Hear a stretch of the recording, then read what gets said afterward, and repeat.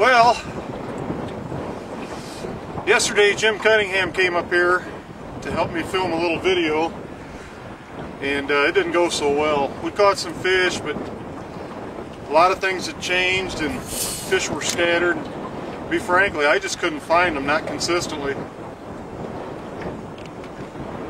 So I came out here today in this beautiful, beautiful weather we have, which is typical for me. And I got frustrated for about 3 hours. Caught a couple fish, couldn't find anything going, a lot of light bites, just stuff I thought it was just the way the bite was going, which I believe sometimes that's the case.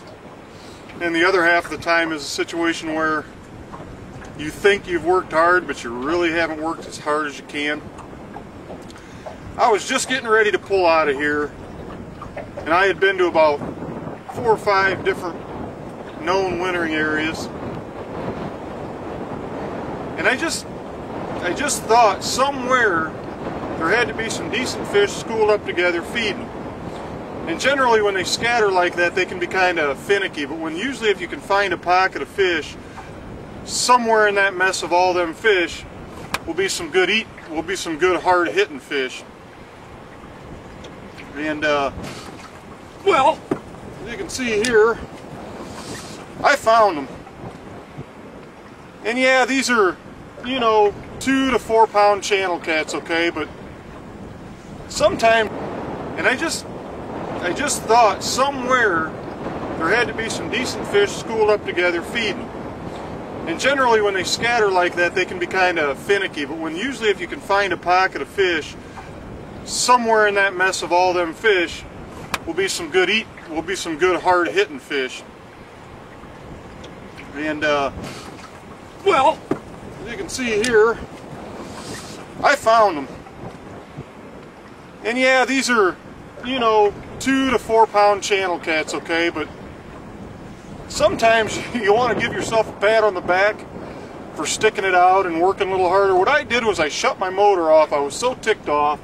I went way up above these holes, and I just let the current carry me through the holes like it would a bait or anything else, just trying to see if I could stumble across what I looked like, to me anyway, to be a pocket of channel cats, which a lot of times on your depth finder will kind of show up on the bottoms like a cloud of bait fish, only they'll be tucked tight to the bottom. And I found one. I found what I thought anyway in my mind, because you know how easy it is to start doubting yourself. I found what I thought was a pocket of channel cats. And I tell you what, for as bad as the fishing has been or whatnot, it was channel cats.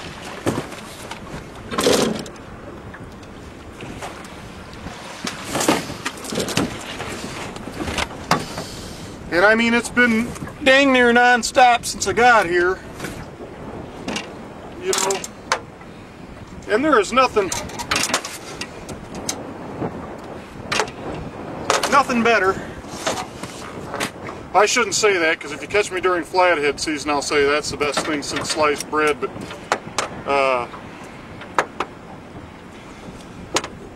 but there's nothing better.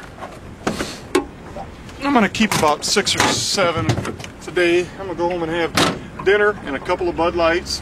Sorry, kids. There's nothing better than fish getting the best of you, but you keep working at it and doing what you know and eventually finding them. In my case, the water had changed tremendously yesterday. The water had dropped probably 3 or 4 feet, and they just weren't up on the flats like they had been. They had moved up that ledge onto the flat. They weren't there. And in my train of thought, I thought immediately, after as cold as it got this week, after having that big warm front last week, I thought the fish would move back out to deeper water. They did, but they weren't packed tight. But I found this one spot where I found what I thought to be a bunch of, and I've caught, I don't know how many fish I've caught in 30 minutes. I thought, well, I'll get almost what I want to eat, and I'll turn the camera on, see if I can't catch a couple. But you know, sometimes it's just a matter of determination, I guess. That's something during the winter bite like this on wintered fish, ice out fish. We just had the ice go out about 10 days ago. It's something I don't normally have to do a whole lot of. You know, I've got so many of these wintering holes that I know of that, you know, if they're not doing it in one, or they're scattered, or they're moved, or whatnot, I can usually just zip to another one and find fish. But yesterday was a lesson, you know, and it wasn't from a lack of effort yesterday, but boy, it was a lesson to me. They got the best of me yesterday, and you know, I didn't really want that to happen again today, but it almost did. But instead of cutting and running, I just kind of got a hold of myself, thought about it a little bit, slowed down, and I found fish. Which, when you go fishing, is the important thing, I guess. Got another one going here.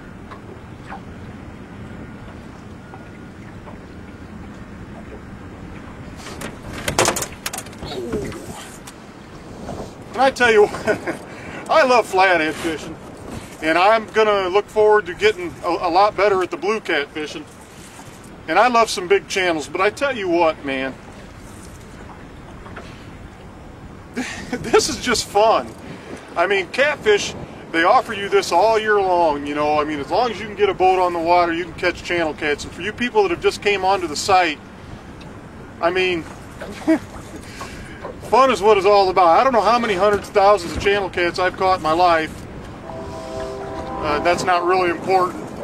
But what tells me, the neat thing about it is that I've never gotten tired of it. Not one time. I could go catfishing 15 days a week, you know, whatever. And you just, I mean, you know, these fish right here are the kind of fish if you're gonna eat, you want to eat. But hey, you know, be mindful and set yourself a limit. You don't need to go, if you, it's not, I mean, it's very possible. I have plenty of days where you catch 50 or 80 or 120. You don't need to keep 50 or 80 or 120. I mean, come on. You know, yeah, there's plenty of these fish. We can go out and we can catch ourselves dinner anytime we want to and keep dinner. Okay, but if we go and we catch 80 a day and keep them 80 a day, now we will start to do some damage.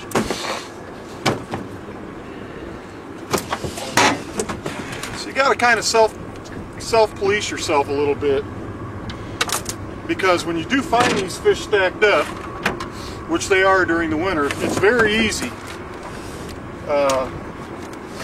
I just got some old frozen shad, and I'm just dotting the eye. I call dotting the eye, these little gizzard shads, you know, they have the little dot behind their head.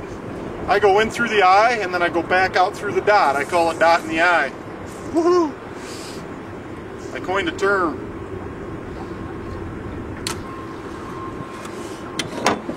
But I tell you what, this bite is so light. Now, I have found fish. I found some active fish. You've seen that, but the bite is still really light. You know, and it's really good practice. You know, Doc up at Kodiak Outdoor Sports, he supplied me with some really good IM6 and IM8 graphite rods, some things that guys would use for walleyes and whatnot to really give you some extra feel. And on days like today, with this light bite, all this wind, these waves and everything making it kind of hard, that comes in handy. Because feel is everything. A lot of these fish will bump it a couple times, and they're just barely, you just feel the pressure. And I even find myself sometimes not setting a hook because I'm not sure it's a bite, and then I'll feel them let go of it. You know, then I'll curse myself, you know, call myself a few names or whatever, and I'm over it. But this is just a great time. I don't know what it is. It's 32 degrees. It's been spitting snow. The wind's blowing 20 miles an hour, which generally, if I'm going to do a video or something like that, this is pretty much what happens to me. It's cold, so I'll run a rod in the water, warm my hands up, let the other one sit in the boat, you know, warm my hands, try to catch a fish, then throw the other one out, whatever.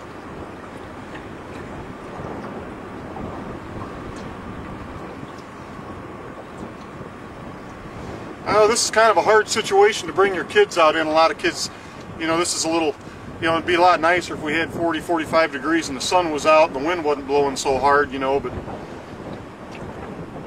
I started doing this kind of fishing from the bank when I was a kid.